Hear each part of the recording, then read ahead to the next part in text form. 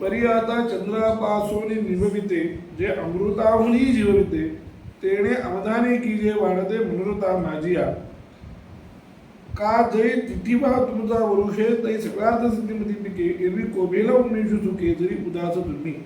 काल आपण पाहिले की संतांचं मी पाड होईल लाडका होईल वगैरे असा विषय झाला.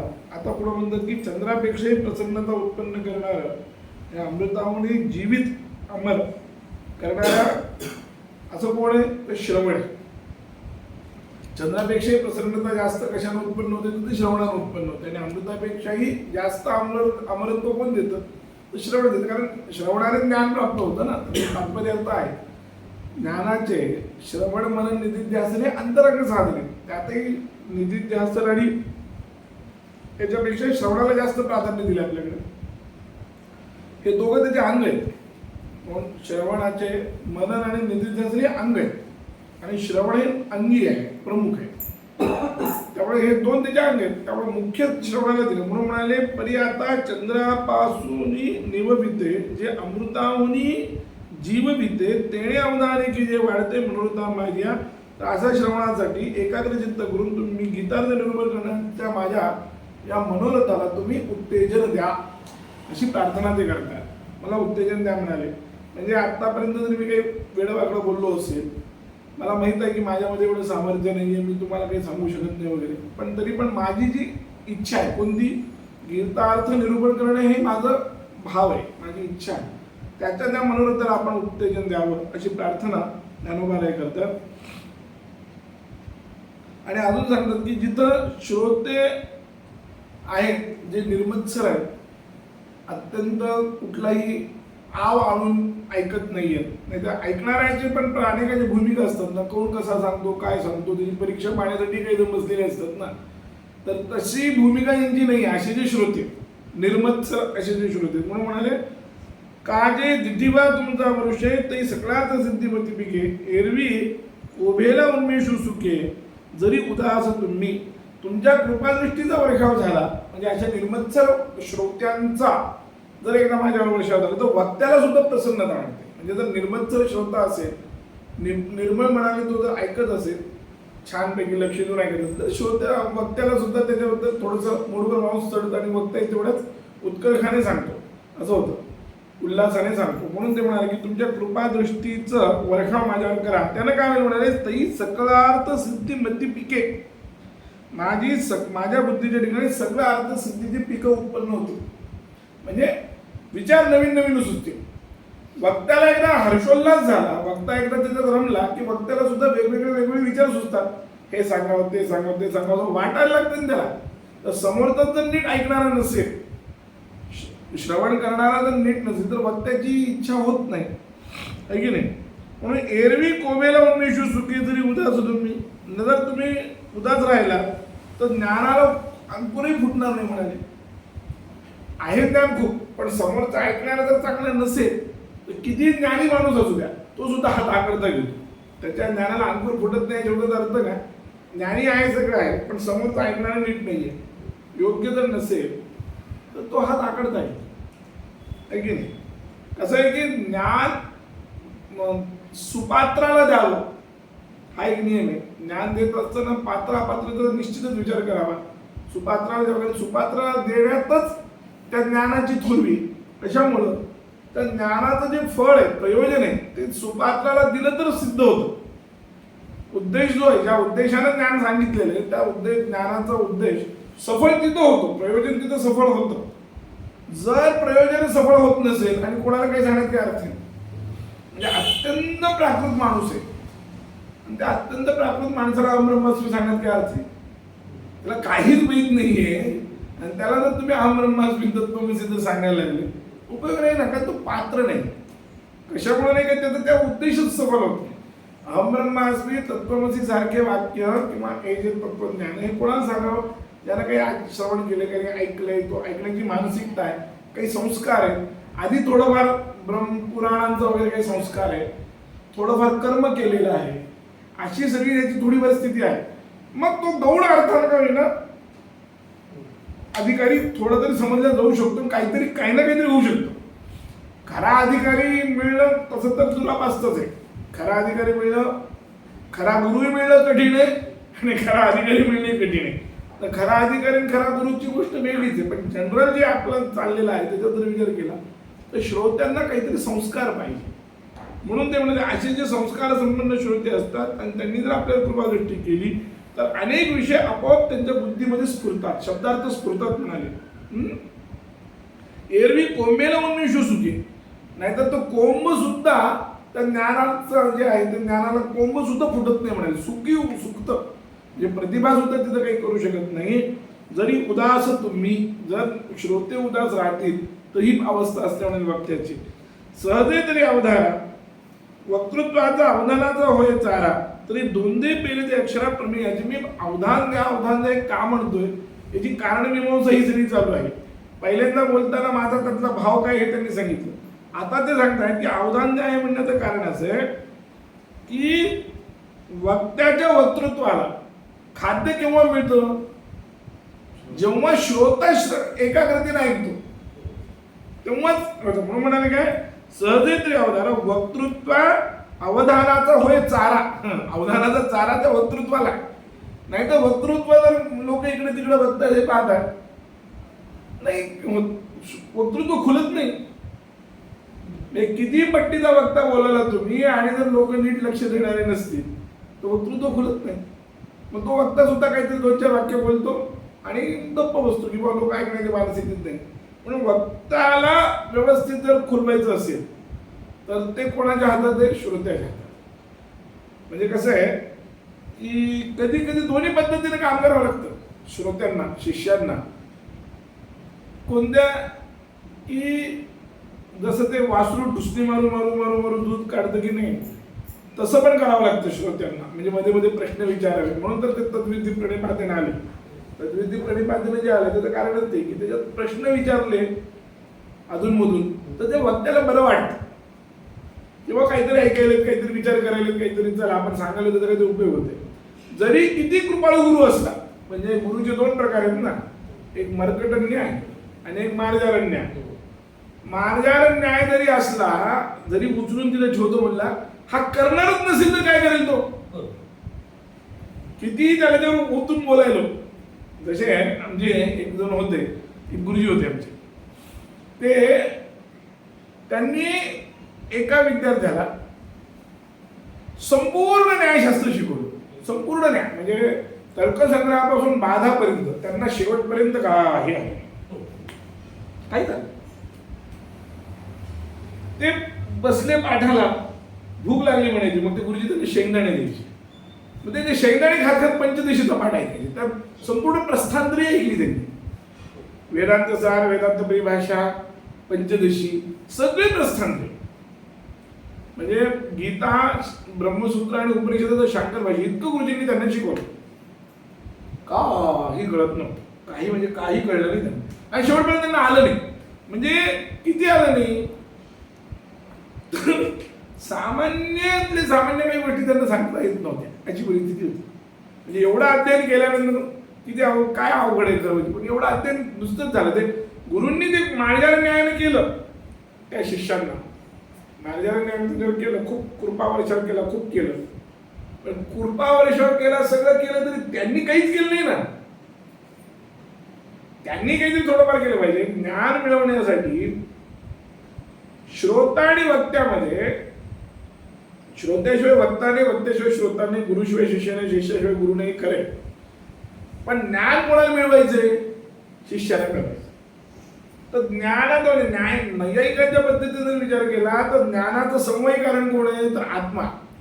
ज्ञान कुठं राहतं, आत्म्यावर राहतं. कोणत्या संबंधाने राहतं, समवाय संबंधाने राहतं. तर समवायी कारण जर इच्छुक नसेल, ते पोरग जर इच्छुक नसेल तर गुरुजींनी किती ओतलं ज्ञान अखंड. आता इथंच बघा, ज्ञानेश्वरीचा जर तुम्ही विचार केला तर ज्ञानेश्वरीचा किंवा गीतेचा हा जो संवाद तिघांनी ऐकला. मुख्य परिणाम कोणावर झाला, अर्जुनावर झाला. म्हणून तो म्हणाला नष्टो म स्मृती लब्धा तो प्रसादान मयाच्युत. थोडा परिणाम संजयावर झाला म्हणून ऋष्यामीचे मुर्मू म्हणाला. हा जो आहे कोण, धृतराष्ट्र तो तसा धोंड बसला की नाही. म्हणजे गुरुने कितीही कृपा केली तरी त्याची जर इच्छा नसेल तर तो काही करू शकत नाही, हे लक्षात ठेवा. म्हणजे मार्गावर न्यायाचं सुद्धा किती कौतुक करायचं. म्हणून दुसरा प्रकार आहे तो बरकट न्यायाचा. जर समोरच्याला गरज असेल तर घे माझ्यावर, तो क्रम. म्हणजे आपल्याला वाटतं की कृपाळूपणे वगैरे वगैरे, पण जर विचार केला तर प्रत्येक जण त्या तत्वाचा नाही ना, त्या तोडीचा नाही ना. जर त्याला करायची इच्छा नाहीये काही, त्याला त्याच्या स्वतःमध्ये बदल घडवायचे. आता धृतराष्ट्रावर काहीही परिणाम झाला नाही. गीतेचा एवढा संवाद ऐकला, परिणाम झाला नाही. काय एवढं मोठं महाभारत घडलं. महाभारत घडल्यानंतर मुलं मेले, सगळं झालं, तरी धृतराष्ट्र यांच्याकडे राहिला की नाही. महाभारताची जर सगळी साक्ष काढली तर पांडवांना आयुष्यभर जे वनवासात जावं लागलं ते याच्यामुळे जावं लागलं. कुणामुळे? धृतराष्ट्र. मुळात धृतराष्ट्राची इच्छा होती. दुर्योधन हे त्याचं बाह्य स्वरूप आहे.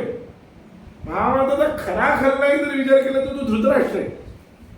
त्याचीच मनात इच्छा होती हे राज्य आपल्याला पाहिजे, का त्यालाच वाटत होतं माझ्यावर अन्याय झाला, त्याचीच इच्छा होती. म्हणून त्याला त्याच्या इच्छेला अनुकूल दुर्योधन मागला, तो दुर्योधन पाठिंबा करत होता. पण आयुष्यभर ज्यांचा द्वेष केला, ज्यांना पाण्यात पाहिलं, त्यांचं अन्न खायची वेळ आली तरी त्याला काय वाटलं नाही. म्हणजे एवढं गीता ऐकून, हे लक्षात घ्या, म्हणजे विचार करा तुम्ही या व्यक्तीचा, की एवढी गीता ऐकली ना, साक्षात भगवंताच्या तोंडची गीता याच्या तोंडून ऐकली, संजयाच्या तोंडून. संजयाने एक वाक्य कमी जास्त केलं नाही. एवढी गीता ऐकून त्याच्यावर परिणाम झाला नाही, कोणताही परिणाम झाला नाही. नंतर नारदांनी येऊन, आपल्या विदुरांनी येऊन त्याचे डोळे उघडले. किती दिवस लोकांच्याकडे तुम्ही खाणार आता, ज्यांचा आयुष्यभर दुश्वास केला, त्यांचं तुम्हाला खावं लागायला वगैरे वगैरे समजून सांगून, आणि माझ्याबरोबर चला म्हणून आग्रह धरल्यामुळं धृतराष्ट्र सगळं सोडून गेला. काय तर तो गेला नसता. सांगण्याचं तात्पर्य का, असा जर श्रोता एखादा समोर बसला तर वक्त्याची होती पंचायत. म्हणजे तिथे आहे की नाही, शिरसी मालिक मालिक मालिक. ते कवी, एक संस्कृतमध्ये सुभाषित आहे, कवी म्हणतो ब्रह्मदेवाला की इतराणी कर्मफलानी, इतर किती वाईट कर्मफळ जरी केले, तान तानी सहे चतुरानन. हे ब्रह्मदेवा, तू काय लिहायचे मला इतर कर्मफळ ते सगळे लिहि म्हणलं माझ्या नशिबामध्ये, मी त्या सगळ्याचं सहन करतो म्हणला. पण अरसिकेशु कवित्व निवेदनम शिरसी मालिक मालिक मालिक. म्हणजे अरसिक माणसाच्या समोर कविता वाचून दाखवायला माझ्या नशिबात जाऊ नकोस म्हटला. बाकी सगळे फळ मी जन्म करतो. का की त्याचं मेन जे रसिक असेल तर ते कवित्व फुलतच नाही, त्याचा तो येत नाही. म्हणून एवढं ज्ञानोबाराय म्हणतात. ज्ञानोबारायांचं सुद्धा तेच आहे. मला काय वाटतंय, थोडासा विषय जर सोडला तर आता ज्ञानोबारायांच्या समोर, बिचाऱ्यांच्या समोर कोण होते? एक निवृत्तीनाथ महाराज होते म्हणून ज्ञानोबारायांनी केलं. बाकी सगळे साधेश दिवसभर काम करून येणारे, कामावर भेटणारे असेच लोक होते ना. एक दोघांनी झोप काढली असेल काहीतरी असं वाटते मला तिथं. त्यामुळे त्यांना हे लिहावं लागलं. इतके अध्याय नाही लिहिलं, पण 9व्या अध्यायात त्यांनी लिहिलं. आलं लक्षात? 9व्या अध्यायात मात्र त्यांनी सुरुवातच ती केली, तरी अवधान ऐकली तिचे, माझ्याकडे लक्ष द्या बाबा, हे सगळं केलं. ते कधी कधी असं मला वाटतं, खरं खोटं माहित नाही, खरं वाटतं असं. एक माझा अनुमान आहे की कोणतरी झोपलं असेल ते सांगत असताना. पण आणि खरोखर आहे की बोलणारा असला, कविता सांगणारा असला, चांगला विचार करणारा असला माणूस, आणि त्याच्या समोर बसून जर तुम्ही झोपायला लागले, लक्ष द्यायला लागले, इकडलं तिकडलं बडबड करायला लागले किंवा हे झालं तर फार त्रास होतो त्या वक्त्याला. तो वक्त्याचा त्रास आहे हा. ज्ञानोबारायांचे शब्द चांगले म्हणून आपल्याला वाटत नाही, म्हणजे ते त्रासच बोलून दाखवत आहे. शब्द चांगले त्या चांगल्या भाषेत बोलतात, ते काही असं वेडवाकडं बोलत नाहीत म्हणून ते ठीक आहे. पण तसं जर विचार केला तर पहा, म्हणून म्हणाले की, नाहीतर म्हणाले एरवी कोंबेला उन्मेष सुखे. म्हणजे काय उन्मेष? म्हणजे बुद्धीचा प्रतिभेचा एक स्पार्क, एक किरण. तो किरण सुद्धा सुकतो म्हणाले कोंबेला, म्हणजे अंकुरित त्याला फुटत नाही. जरी उदासीन उदास तुम्ही, म्हणजे जर श्रोते जर उदास राहतील तर ही परिस्थिती होते, ही त्यांनी आपली खरी परिस्थिती बिचाऱ्यांनी मांडली समोर. जरी उदास तुम्ही सहजे तरी अवधाना वक्तृत्व अवधानाचा होय चारा. म्हणून मी तुम्हाला सहजपणे म्हणतो की तुम्ही एक लक्षात घ्या, सहजपणे विचार करा. म्हणाले काय, वक्त्याच्या वक्तृत्वाचा चारा कोणता, तर म्हणाले अवधान. श्रोत्यांचं लक्ष हे त्याचं चारा म्हणाले. तरी दोन्ही बेलती अक्षरा प्रमेयाची, तर मात्र अनेक प्रमेयाची अक्षर सहजपणे समजतात. आणि जर हे नसेल किंवा अर्थ बोलाची वाट पाहिजे तर अभिप्राय दिली भावाचा फुलरा होत आहे मतीवरी. जर नीट लक्ष दिलं तर काय होईल, तोंडातून अक्षर निघता निघता अनेक प्रमेय निघतात. ती सिद्धांताने म्हणली असते अर्थ बोलाची वाट पाहिजे. अशी जिथं म्हणजे श्रोत्याची आणि वक्त्याची मस्तपैकी एक मैफिल जमते. म्हणून जुन्या याच्यामध्ये बघा ते फार मोठे नव्हते, हे जे होते सनक सनंदन सनातन आणि सनत कुमार, हे चौघ जे होते ना, हे चौघ आपल्या चौघातच कथा करायची. एक जण वक्ता, एक जण श्रोता, त्या चौघामध्येच फिरायचे. वक्ता श्रोता वक्ता श्रोता वक्ता श्रोता अशी, कारण ते चौघ एक तुल्य होते ना, त्यांची तुल्य स्थिती होती. वक्ता ही तो समान होता, श्रोताही समान होता. त्यामुळे तिथं अशी जिथं तुल्यता येते किंवा एक ज्याला आपण नाळ जुळणं म्हणतो, ते जर जुळलं तर काय होतं म्हणाले, अर्थ बोलाची वाट आहे. तिथं अर्थ यांच्या बोलण्याची वाट पाहतात म्हणाले. म्हणजे आधी अर्थ घेईल आणि नंतर बोलणं बाहेर येईल असं म्हणाले. ते तर अभिप्राय होते, अभिप्रायाच्या वर म्हणजे सिद्धांत निर्माण होतो. आणि भावाचा फुलरा होत आहे मतीवरी. त्या मतीमध्ये वेगवेगळे भाव येतात. जसं एखादा शब्द वापरला तरी त्या शब्दाचे अर्थ खूप असू शकतात, वेगवेगळे. मी परवा एक उदाहरण दिलं होतं. किंवा अत्यंत सोपं असणार वाल्मिकी रामायण तसं खूप सोपं आहे. संस्कृतचा जर विचार केला तर वाल्मिकी रामायण हे अभिजात काव्य आहे आणि ते फार सोपं आहे. पण अत्यंत सोपं असणारा सुद्धा त्या काव्याचे 21 अर्थ आहे, म्हणजे त्या श्लोकाचे. तर रामानुजाचार्यांच्या गुरूंनी त्यांना 21 वेळा वाल्मिकी रामायण शिकवलं होतं आणि वेगवेगळे अर्थ सांगितले. ही अशी जे वेगवेगळे अर्थ निघतात, 21 अर्थ, आता एवढे कोण लक्षात ठेवणार, म्हणून मग त्यांनी ते टीकेमध्ये संग्रहित केले. कारण एवढे लक्षात अर्थ ठेवणं पुढल्या माणसाला शक्य नाही ना. एका श्लोकाचा एखादा दुसरा अर्थ लक्षात राहतो. एक तर 24,000 श्लोक आणि त्या श्लोकाचे वेगवेगळे 21 अर्थ कोण लक्षात ठेवणं. तर त्यांनी 21 वेळा शिकवलं होतं, म्हणून त्यांनी नंतर ते टीकेत लिहून काढलं. तर सांगायचं तात्पर्य की असा वक्ता असा श्रोता जर भेटला, असे विद्यार्थी जर भेटले असं तर, म्हणून भागवतात पण एका ठिकाणी असंच सांगितलं, गुरु स्निग्धस्य शिष्यस्य गुरवो गुह्यमप्युत. चांगला ऐकणारा शिष्य असेल, स्निग्ध शिष्य असा शब्द प्रयोग आहे. स्निग्ध शिष्य म्हणजे प्रेम करणारा. कोणावर, गुरुवर तर प्रेम अपेक्षित आहेच आहे, त्यात काही म्हणजे विद्येवर प्रेम करणारा अपेक्षित आहे तिथे जास्त. ऐकण्यावर प्रेम करणारा, श्रवणावर प्रेम करणारा जर असेल शिष्य, तर अशा शिष्याला गुरु लोक गुह्य सुद्धा सांगतात, म्हणजे गूढ अर्थ सुद्धा सांगतात. गूढ अर्थ, वरवरचे अर्थ वेगळे, पण याच्यात लपलेले जे अर्थ असतात, अनेक अर्थ लपलेले पण असतात, ते लपलेले अर्थ सांगतात, ते सांगतात. हे तोच भाव सांगतात तिथं. ते या एका वाक्याचा गुरु स्निग्धस्य शिष्यस्य गुरवो गुह्यमप्युतात अर्थ काव्य पद्धतीमध्ये बोलतंय की अर्थ बोलाची वाट पाहे. ते तर अभिप्राय भावाचा फुलोरा होत जाये मतीवरी. भावाचा फुलोरा होतो म्हणाले तिथं.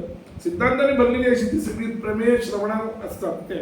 म्हणून संवादाचा सुका ओढळे तो हृदयाकाशा सारस्वती बोळे आणि श्रोता दुष्टित तरी वितुळे मांडला रसू. मांडला का मोडल रसू, मांडला असलेली नाही. म्हणून संवादाचा जर अनुकूल वायू वाहता राहिला, संवादाचा सुवाव ढळे, सुवाव म्हणजे वारा जर तो चांगला राहिला, तरी हृदयाकाशा सारस्वती बोळे. तर या हृदयाकाशात त्या हृदयाकाशामध्ये सारस्वत जातं म्हणाले. आणि श्रोता दुश्चित तरी वितुळे. पण जर श्रोता जर दुश्चित असेल, त्याचं लक्ष जर नसेल, तर मांडलेला रसू, रस जो आहे तो सगळा मांडलेला रस निघून जातो. म्हणजे तिथे काय नाही, म्हणजे अनौचित्या नृत्य नान्यत रसभंगस्य कारण असं एक शास्त्र आहे. रसभंग केव्हा होतो, एखादा गंभीर प्रसंग आहे आणि तिथं कोणी हसायला लागलं तर त्या गांभीर्याचा भंग होतो, रसभंग होतो. म्हणजे अनौचित्य, उचित गोष्ट नाही. आणि एखादा हसण्याचा प्रसंग आहे, तिथं कोणतरी गंभीर काहीतरी बोलायला लागलं तर ते अनौचित्य होतं. ते रसभंगाचं कारण आहे, त्याच्याशिवाय दुसरं रसभंगाचं कारण नाही. म्हणून श्रोता जर दुश्चित्ताने ऐकत असला तर मांडलेला रसही नाहीसा होतो. किती तुम्ही मांडा, रस राहत नाही म्हणाले. म्हणून आपण हे सगळं करा म्हणाले. अहो चंद्रकांत द्रवता केलं होय वरी ते हातवटी चंद्रिकी आहे म्हणून वक्ता तो वक्ताची नोहे श्रोतेनी विण. म्हणून म्हणाले चंद्रकांत मणी जो पादरतो यात शंका नाहीये, पण त्याला पादर पडण्याची कला कोणाच्या ठिकाणी? चंद्राच्या ठिकाणी. चंद्राच्या ठिकाणी जर ती कला नसेल तर चंद्रकांत मणी पादरणार नाही. तसं वक्त्याला जर योग्य विषय काढायचा जर असेल तर वक्ता हा वक्ता केव्हा होईल? श्रोता असेल तर. श्रोता ऐकणारे तेव्हा कुठं हा वक्ता होईल? ऐकणार नसेल तर तो वक्ता कुठून होणार? आहे की नाही? म्हणून वक्ता तो वक्ताची नोहे श्रोतीने विण. परी आता अमुते गोड करावे ऐसे तांदुळी काचे विणवावे साई खडियाने काही प्रार्थावे सूत्रधारा ते तो काय बाहुलियाच्या काला नाचवी की आपली जाणवीची कळा वाढवी म्हणून आम्हा या ठेवावी काय काज असो. आम्हाला आता गोड करून घ्यावी आम्ही विनंती करतो, पण ही विनंती करणं सुद्धा एक प्रकारे चूक आहे म्हणाले. तसं कारण आमचे सूत्रधार समोर बसलेत ना, निवृत्तीनाथ महाराज. त्या सूत्रधाराला कळसूत्र वावल्याचे त्याला कळसूत्रांनी काय प्रार्थना करायची? हे असतं ते काय काय म्हणतो आपण त्याला? भातुकलीचा खेळ, कटपुतळी जे सूत्र जे आहे सूत्रधारांना त्या कटपुतळीने काय त्या सूत्रधाराला विनवावं म्हणाले.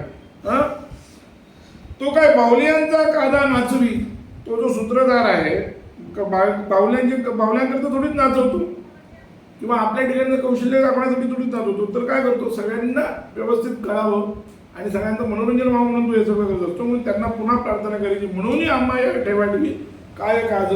आता काही विनंती करायची गरज नाही असं म्हणून विनंती थांबवली. त्यावेळेस महाराज म्हणाले तवश्री गुरु म्हणती काही झाले हे समजते आम्हा पावले आता सांगे जे निरूपले नारायणे. ठीक आहे, खूप बोलला म्हणाले तू. आता जे आम्हाला पाहिजे जे भगवंतांनी सांगितले ते आता सांगणारे. हे येत संतोषने निवृत्ती दासे जी जी म्हणून उल्हासे अवधारा श्रीकृष्णाचे बोलते झाले. आणि तेव्हा ज्ञानेश्वर महाराज म्हणाले की निवृत्तीदास म्हणजे मी स्वतः संतुष्ट होऊन म्हणाले जी जी असं म्हणालं. म्हणजे महाराजांनी आज्ञा दिली, ती आज्ञा स्वीकारली आणि आता अवधारा श्रीकृष्णाचे बोलते झाले. भगवान श्रीकृष्णाचं बोलले.